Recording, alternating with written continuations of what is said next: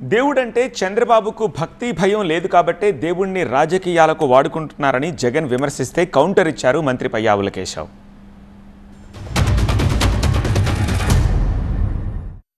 అన్న కర్మ ఏమిటంటే ఈ మనిషికి దేవుడు అంటే భయము లేదు, భక్తి లేదు. దేవుణ్ణి సైతం రాజకీయాలలో వాడుకునే అన్యాయమైన బుద్ధి ఈ రాజకీయ నాయకుల్లో ఉంది కాబట్టే, ఈ చంద్రబాబు నాయుడు గారు లాంటి అన్యాయమైన రాజకీయ నాయకులు ఉన్నారు కాబట్టే మన కర్మ మనకి నిజంగా రాష్ట్రానికి రాబోయే రోజుల్లో దేవుని ఈ పాపం, దేవుని కోపం ఆంధ్ర రాష్ట్ర ప్రజల మీద పడకుండా దేవుని నేను వేడుకుంటా ఉన్నాను.